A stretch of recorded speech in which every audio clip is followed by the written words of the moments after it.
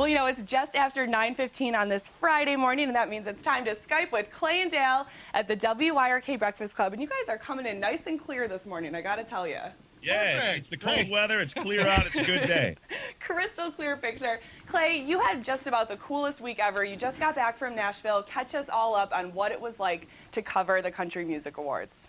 It was fantastic. I mean, the beauty of Nashville at this time of the year is you walk around and, oh, hey, there's that star, there's this big star. And it's just, it's a really impressive week if you're a country fan. I mean, Nashville's always fun, but this time of the year when all the stars are in town, I mean, it's cool to catch up with them. He got to do some karaoke, too. Yeah, I did some singing What's down your there. song? What's your number one song on karaoke, Clay?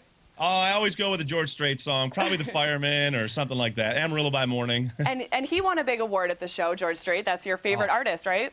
Yep, the biggest entertainer of the year, and I was screaming as if the Bills had just won a Super Bowl. That's how big that was for me to see. It knocked us out. What a surprise for everybody. We all got that one wrong, and what a deserving award for him. George Strait all the way. Who were you expecting to win? Who did you think would win that one? We all thought Luke Bryan was going to win Entertainer of the Year. That's an upset. And what do you think about the host? Carrie Underwood has got to be one of the most charming people in Hollywood, and she does great with Brad Paisley, doesn't she? I thought they were a great connection again. I think this is their 6th or 7th year doing it, and yeah, I think they're a great fit. Whoever's writing for them is doing an awesome job because it was spot on. And who's got the best legs in country music? Carrie Underwood, by far. Not just in country music, I'd say altogether, best legs hands down in the world. And Clay, you were saying it's cool to walk around and see these artists, but you got to brag about you interviewed just about every single one of them. Yeah, and I sent over some photos. I got to talk to Kenny Rogers, who is just, I mean, the guy's a legend. That was awesome. You didn't tell me that? Yeah, that was, well, check out our website. We got them all right there. How many did you do? 74 interviews in a matter of 9 hours, including Taylor Swift, who was just so genuine. I mean, I know a lot of people out there, you know, have different opinions of Taylor Swift, but honestly, she's one of the most genuine stars you could ever talk to. 74? Did you say 74 interviews? How did you prepare? You know, it's just one of those deals where pretend like you hop on a train next to a stranger and just get to know them over the next 3 minutes. That's about how you do it. It's got to have been an amazing experience. We also saw Duck Dynasty in the opening number there. And do they really have a #1 Christmas album out right now? Can you believe it's the #1 album right now in country music? It's Duck the Halls, Duck Dynasty. They're so popular, they landed at #1 on the country chart. There are country music artists that put out albums that have had multiple albums, and they never reach #1. And these guys are #1 in their debut? Awesome. Do you guys watch? Do you watch the show? Do you guys watch?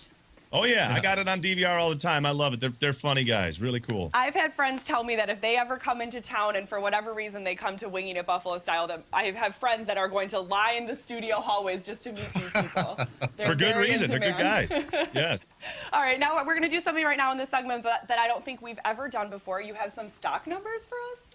Well, yeah, we were talking about Twitter and the Twitter stocks. And actually, there's a guy from Lockport who had invested in Twitter, and now he's a very rich man. Yeah, right. He lived in Lockport, grew up in Lockport, moved out to California about 20 years ago, and he was one of the very early Twitter account holders. He had the 102nd account in Twitter. Now they've got 232 million, and he's now a billionaire because of his early investment in Twitter. Amazing. Unbelievable. Well, I was reading up about Twitter this morning. Of course, they debuted on Wall Street yesterday, and I read, we're all on Twitter, so I can say this, that people who have Twitter are younger and smarter than people who use Facebook as their primary social media. So hey, we can add that to the resume. All right.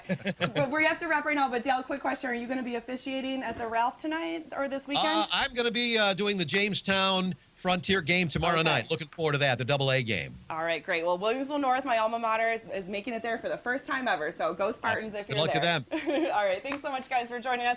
Have a great weekend. Of course, you can listen to Clay and Dale weekday mornings on WYRK 106.5. They're on starting at 5:30 a.m., and they're here every Friday with us.